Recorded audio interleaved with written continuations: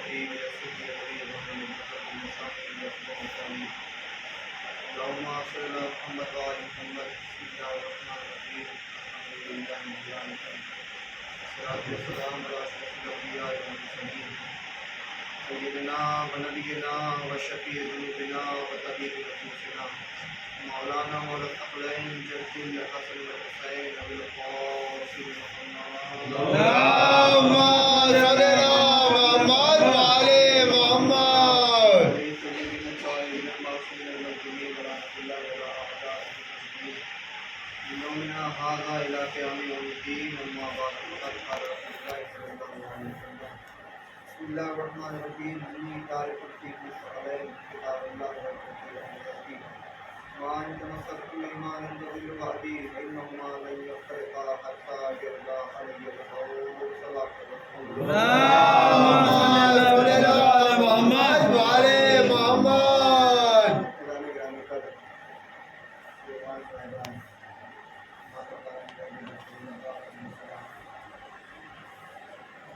اللہ کا حبیب اللہ کے رسول مصر اعظم ہیں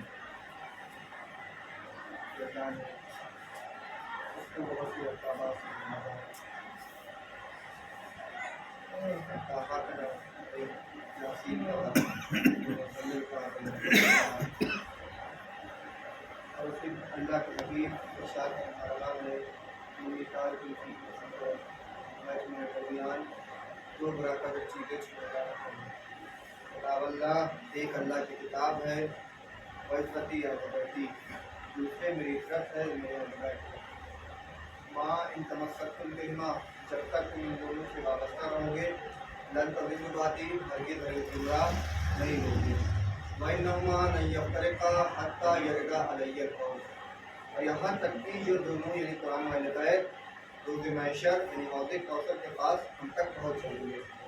اللہ کے حبیب نے اللہ کے رسول نے جو ہدایت اور نجات کا انتظام کیا ہے وہ دو چیزیں ہیں، ایک قرآن ہے اور ایک اہل بیت ہے۔ تو گویا اب اگر ہمیں قرآن پڑھنے میں مشکل ہوتی ہے، پریشانیاں ہوتی ہیں، تو اللہ کے حبیب نے یہ بھی بتایا ہے کہ دیکھو اہل بیت اس کی وضاحت کریں گے، اس کا ترجمہ کریں گے۔ ہاں قرآن اہل بیت جو ہدایت کا انتظام اللہ کے حبیب نے کیا ہے کہ اگر تمہیں قرآن سمجھ میں نہ آئے، قرآن کو نہ سمجھ سکتے ہو، تم اہل بیت کی طرف دیکھو، اہل بیت سے سیکھو کہ یہ قرآن کس طرح سے بتائیں گے۔ کہ اہل بیت علیہ السلام نے جو مشکلات جب ان پر آتی تھی، پریشانیاں آتی تھی، تو وہ مشکلوں کو آسانی سے حل کرتے تھے اور ایسے حل کرتے تھے کہ لگتا ہی نہیں تھا کہ کوئی مشکل اور کوئی پریشانی ہے۔ اور یہ سلسلہ اول سے لے کر آخر تک یعنی کہ آدم علیہ السلام سے لے کر آخری نبی تک یہ سلسلہ چلتا رہا کہ جب پریشانیاں آئیں اسلام میں، مشکلیں آئیں اسلام میں، تو لوگوں نے مشکل کشا کا دروازہ تلاش کیا اور آدم سے لے کے خاتم تک اس کے بعد یہ سلسلہ مشکل کشائی کا مولا کائنات سے شروع ہو کر ہمارے اور آپ کے آخری امام یعنی امام زمانہ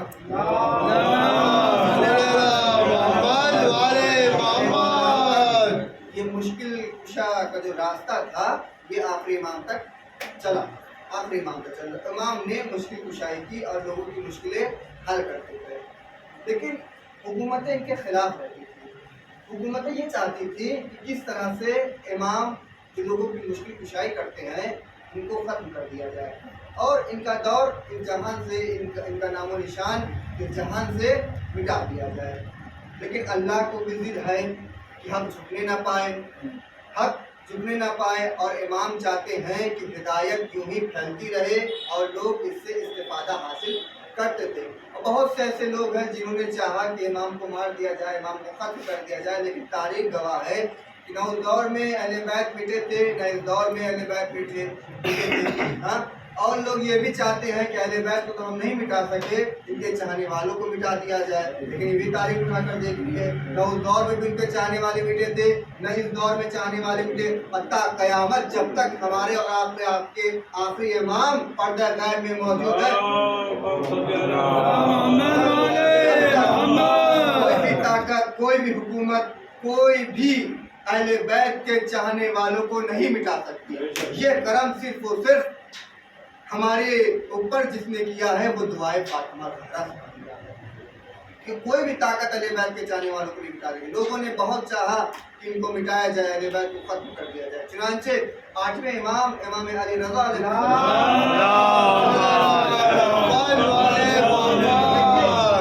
हुकूमतें आती थी, लोग चाहते थे कि इमाम की दुनिया से मादा चले जाए, खत्म कर दिया जाए, मार दिया जाए, लेकिन अल्लाह को भी जिद की कि हक न झुके, हक फैलता रहे।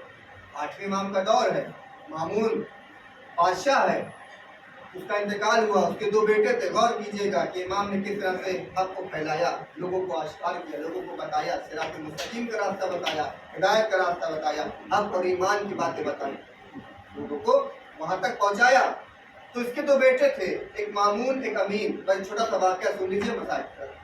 मामून और अमीन, अब ये हुकूमत फैली उन लोगों की, दोनों में हुकूमत बटी। मामून थोड़ा कम अक्ल रखने वाला था, अमीन कम अक्ल रखने वाला था, वो सियासती उमूर नहीं जानता था, लेकिन मामून वो सब कुछ जानता था, सियासत के दावपेच जो होते हैं, जो तरीका है, वो सब कुछ जानता था। तो इसने अपने वजीर को बुलाया, इसके वजीर का नाम था, वजीर का नाम नहीं याद आ रहा है। वजीर आया, इसके पास आया, बुलाने आने के बाद फजल इब्न रबी इसका वजीर था। आया, कहा ये बताओ कि हमारी हुकूमत तो अब बनने वाली है, क्योंकि 8वें इमाम का दौर था, हमारी हुकूमत बनने वाली है, ये बताओ कि हमारी हुकूमत को किस किस से खतरा है, हमारी हुकूमत को किस किस से खतरा है। देखिए, हुकूमत तो कर रहे हैं, लेकिन ये भी डर है कि खतरा किस किस से है। ये वो होते हैं जो लोगों के बनाए हुए होते हैं। ये जब मिंबर पर आते हैं तो ये कहते हैं कि हम लोगों के बनाए हुए हैं, हम अगर भटक जाएं, भूल जाएं तो सिराते मुस्तकीम पर ले आना। ये वो होते हैं जो लोगों के बनाए हुए होते हैं, लेकिन कुछ ऐसे होते हैं जो अल्लाह के बनाए हुए होते हैं। जब मिंबर पर आते हैं तो कहते हैं सलूनी का औलाद करते हैं। ये वो लोग हैं जो लोगों के बनाए हुए होते हैं, लेकिन जो अल्लाह का बनाया हुआ होता है वो कभी किसी चीज़ों से घबराता नहीं है, कभी किसी चीज़ से परेशान नहीं होता। वो हमेशा सिराते मुस्तकीम की दावत देता है। आओ सिराते मुस्तकीम पर हम बाकी हैं, हमारे पीछे तुम रहो। लीजिए, फजल इब्न रबी आया मामून के पास। आने के बाद कहता, ये बताओ हमारी हुकूमत को किस किस से खतरा है। तो वो कहता है कि तुम्हारी हुकूमत को 3 चीज़ों से खतरा है। और तवज्जो से वाक़ई सुनेगा, इंशाअल्लाह महसूस होंगे। 3 चीज़ों का खतरा है, 3 लोगों से खतरा है। का बताओ कौन कौन से। का एक तो तेरा भाई अमीर है, एक तेरा भाई अमीर है, उससे तेरी हुकूमत को खतरा है। कहता है कि नहीं, मैं करीब उसको कत्ल कर दूंगा, मार दूंगा। हुकूमत के चक्कर में इंसान भाई भाई का कातिल हो जाता है। क्या मैं कत्ल कर दूंगा। का दूसरा कौन है। का दूसरा उसका एक वजीर है, उससे भी तेरी हुकूमत को खतरा है। का उसके लिए भी परेशान ना, मैं उसको भी मार दूंगा। का तूने तीसरा बताया था, तीसरा कौन है जिससे मुझे खतरा है। का तीसरा हमारे इमाम यानी इमाम रज़ा अलैहिस्सलाम,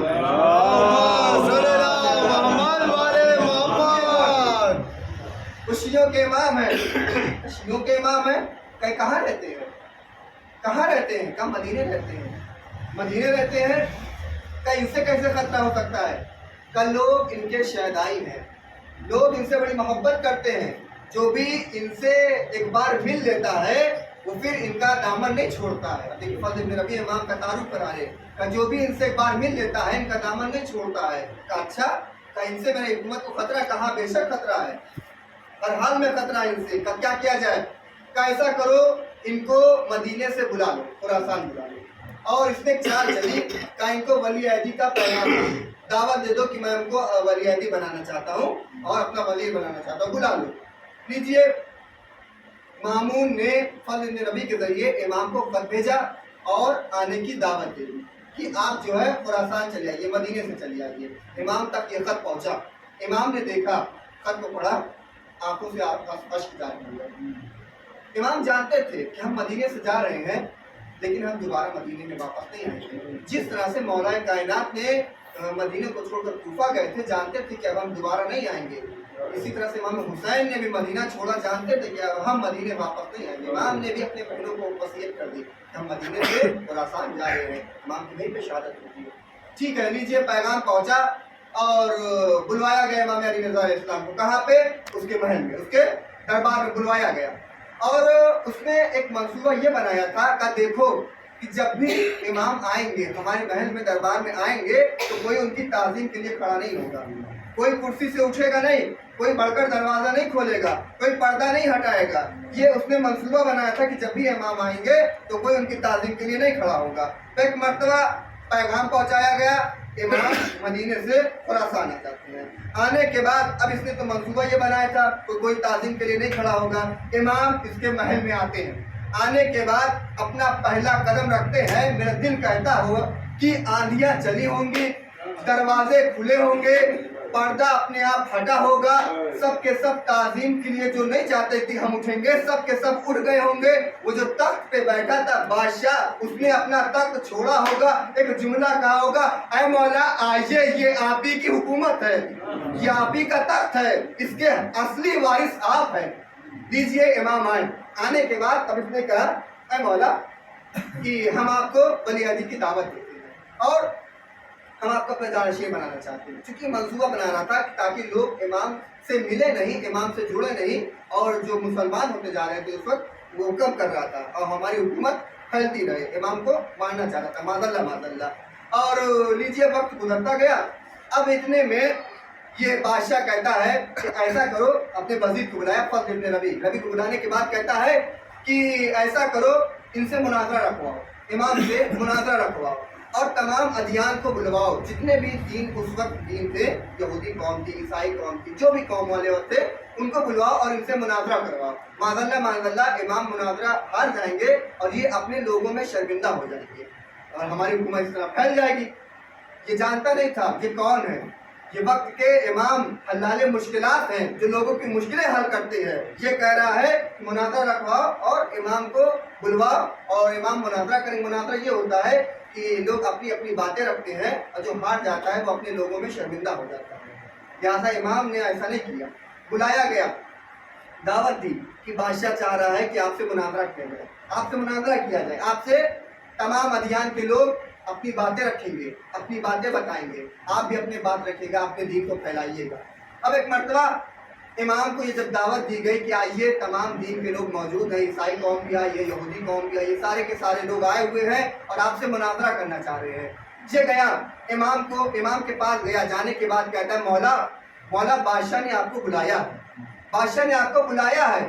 میں بہت حیرت انگیز ہوں مولا، تمام کے تمام ادیان کے لوگ وہاں پہ موجود ہیں، بہت کثیر تعداد میں بھیڑ اکٹھا ہے، مجمع جمع ہو گیا ہے، مولا وہ آپ سے مناظرہ کروانا چاہتے ہیں۔ ایک مرتبہ میرے مولا کہتے ہیں بلایا مجھے ہے، پریشان تو ہو رہا ہے، مجھے بلایا ہے، پریشان تو ہو رہا ہے۔ کہا نہیں مولا، جو مناظرہ کرنے والے لوگ ہوتے ہیں وہ باتیں اس طرح سے گھماتے ہیں کہ انسان اس میں الجھ جاتا ہے۔ کہا سن، میں اپنے رسول کا وہ جانشین ہوں، جب میں ان کو ان کی باتوں میں انہیں کی زبان میں جواب دوں گا تو چہرہ میرا دیکھنے والا نہیں ہوگا، چہرہ مامون کا دیکھنے والا ہوگا۔ کہا ٹھیک ہے، بلاؤ۔ امام آئے، دیکھیے اب توجہ کیجیے گا، امام آئے، دربار میں امام آئے، تمام کے تمام ادیان کے لوگ وہاں پہ اکٹھا تھے، ہر مسلک کے لوگ جمع تھے مناظرہ کرنے کے لیے، یہودی قوم کے بھی تھے، عیسائی قوم کے، سب قوم کے وہاں کے لوگ موجود تھے۔ آئے، امام دربار میں ہیں، امام دربار میں آئے، جیسے ہی ان قوم والوں نے امام کا چہرہ دیکھا، چہرہ دیکھنے کے بعد فوراً ہی چہرہ دیکھ رہے ہیں، دیکھتے جا رہے کہ یہ کون ہے، یہ کون ہے، اتنا نورانی چہرہ ہماری نظروں کے سامنے آ گیا ہے، ایسا لگ رہا ہے یہ کوئی عام بشر نہیں ہے، یہ امام معلوم ہوتے ہیں، یہ مولا معلوم ہوتے ہیں، کہ یہ کون ہے۔ ایک مرتبہ انہوں نے بتایا کہ ہمارے 8ویں امام ہیں، 8ویں امام ہیں۔ دیکھیے وہ امام کو پہچانتے نہیں تھے، امام کو جانتے نہیں تھے، جیسے دیکھا جان گئے کہ یہ امام ہے، یہ امام ہے، چہرہ دیکھا پہچان گئے، جانتے نہیں تھے، صرف دیکھا اور مان لیا کہ یہ امام ہے، بھائی مانا یہ امام ہے۔ اب آئیے رسول زوادات حاجیوں مجموعوں کے درمیان میں علی کو دکھا بھی رہے ہیں اور پہچانوا بھی رہے ہیں، کہا دیکھو میں تمہیں دکھا رہا ہوں اور پہچانوا بھی رہا ہوں کہ یہ امام ہے۔ اس وقت جو لوگ موجود تھے وہ جانتے بھی تھے، پہچانتے بھی تھے، لیکن ماننے سے انکار کر دیا، ماننے سے انکار کر دیا کہ یہ امام ہے۔ اس وقت جو لوگ موجود تھے، لیجئے امام آئے، آنے کے بعد اب مناظرہ شروع ہوا اور ساری باتیں رکھی گئی۔ ایک مرتبہ جو عیسائی قوم تھی امام کے پاس آئی، آن کے کہتی ہے کہ ہم काफी तादाद में मौजूद है, हम बहुत ज़्यादा लोग हैं, लिहाजा आप ही सवाल कीजिए। इमाम ने कहा ठीक है, हम सवाल करते हैं। ईसाई कौम थी, हम सवाल करते हैं। इमाम ने सवाल किया, आप सवाल सुनिए। इमाम ने सवाल किया, कहा मैंने सुना है कि तुम हजरत ईसा को अल्लाह का बेटा मानते हो। तवज्जो कीजिएगा, हजरत ईसा को अल्लाह का बेटा मानते हो, इब्नुल्लाह मानते हो। कहाँ हम अल्लाह का बेटा मानते हैं, ईसा को, हजरत ईसा को अल्लाह का बेटा मानते हैं। कहा ये बताओ, मैं भी हजरत ईसा को मानता हूँ, मैंने उनके मोजिज़ात देखे हैं, उनके मोजिज़ात देखे हैं कि ठोकर मारते थे, मुर्दा जिंदा हो जाता था, जो भी दुआ करते थे वो कबूल हो जाती थी। मैं भी हजरत ईसा को मानता हूँ, लेकिन हजरत ईसा नमाज रोज़ा जो करते थे उसमें कोताही करते थे। ये इमाम कह रहे हैं, गौर कीजिएगा, इमाम कह रहे हैं नमाज रोज़ा जो करते थे उसमें कोताही करते थे, नमाज रोज़ा कम करते थे। तो कैसी बात कर रहे हैं आप? आपको किसने इमाम बना दिया कि हजरत ईसा वो नमाज रोजे में कोताही करते थे? उनके लिए यहाँ तक मिलता है कि रातों में कभी जो है उनके लिए बिस्तर नहीं बिछाता, हमेशा हर रात इबादत किया करते थे, दिनों में दस्तरखान नहीं लगता था, हमेशा रोजा रखा करते थे। और आप कैसे कह रहे कि नमाज रोजे में कोताही करते थे? कब मानते हो नमाज रोजा करते थे? कहाँ हम मानते हैं नमाज रोजा से? गौर कीजिएगा, हम मानते हैं नमाज रोजा करते। और इमाम ने सवाल किया कि ये बताओ नमाज रोजा है क्या? का नमाज रोजा है इबादत का। सुनो, अगर नमाज रोजा इबादत है तो जो इबादत करता है वो बंदा होता है, खुदा नहीं होता है। इबादत करता है वो बंदा होता है, खुदा नहीं होता है। अब इनकी पूरी बुनियादी इल्म का कोई और सवाल है कि आपने तो हमें सवाल के लायक ही नहीं छोड़ा। हमारी पूरी बुनियादी इसी पे है कि हम अल्लाह को, ईसा को अल्लाह का बेटा मानते हैं। सलवात पढ़े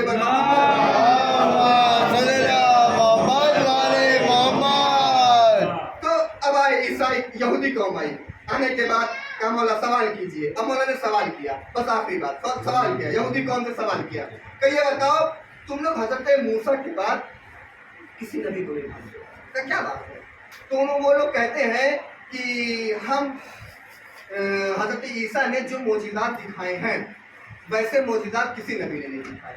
तो इमाम कहते हैं क्या यही दो मोजिज़े नहीं हैं कि वो असा फेंकते थे सांप बन जाता था, असा फेंकते थे सांप बन जाता था, बगल में हाथ रखते थे यदि बैसा यानी कि नूर निकलता था। ये दो मोजिज़ात तो कहा हाँ मोजिज़ात है। अगर इससे ज्यादा मैं मोजिज़े दिखा दूं तो ईमान लिया होगे? हाँ, इससे ज्यादा मैं मोजिज़े दिखा दूं का खुद आखिरी नबी के मोजिज़े हैं, इनसे ज्यादा मोजिज़े हैं। इशारा करते थे, चांद के 2 टुकड़े हो जाते थे, जब चाहते थे सूरज मशरिक को मगरिब लाता था, है चांद के 2 टुकड़े होते थे, सितारा थे। का ये तो उनके मानने वाले बताते हैं, उनके मानने वाले मानते, हम कैसे माने? इमाम ने कहा अगर मैं तुम्हारी ही किताब से यानी तौरात से साबित कर दूं तो मान लोगे?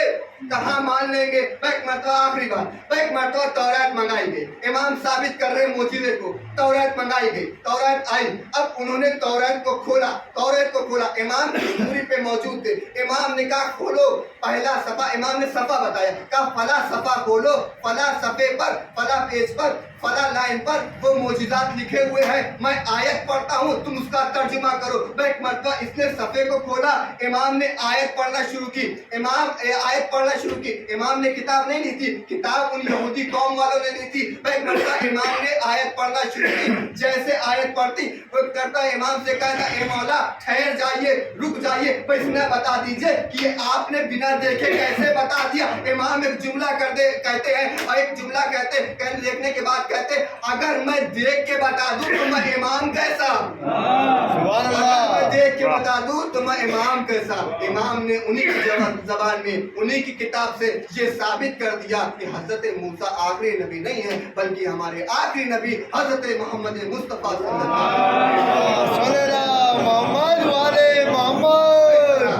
इमाम ने लोगों का दिल जीता।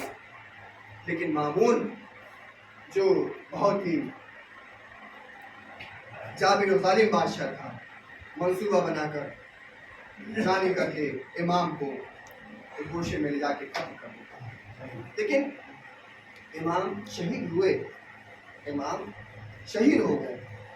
जनाजा बड़ी शान और शौकत से निकला, इमाम के बेटे मौजूद थे, तमाम खानवादे मौजूद थे, शान और शौकत से जनाजा निकला, बहुत ही अच्छे से इमाम का ताबूत निकला, सबने गिरिया किया। लेकिन ये इमाम बड़ा खुशनसीब, हमारे 8वें इमाम बड़े खुशनसीब थे, इनका जनाजा बड़े शान और शौकत के साथ निकला। लेकिन कोई इमाम हुसैन के दिल से पूछे कि کربلا میں 71 لاشیں اٹھا چکے امام شہید کر دیے گئے۔ کربلا کے میدان میں تن و تنہا امام کا لاشا پڑا ہوا ہے، کوئی نہیں ہے جو امام کی نصرت کو آئے، کوئی نہیں ہے جو امام کی مدد کرائے۔ روایت کہتی ہے، میں ایک واقعہ آپ کے سامنے پڑھتا ہوں کہ 10 محرم جب آئی ہے، امامی انسانی نہیں بلکہ جنات بھی امام کی مدد کرنے کے لیے کربلا پہنچ گئے۔ تو جنات جانتا کون ہے؟ وہ جعفر جن ہے۔ امام کی نصرت کے لیے 10 محرم کو کربلا پہنچ گئے۔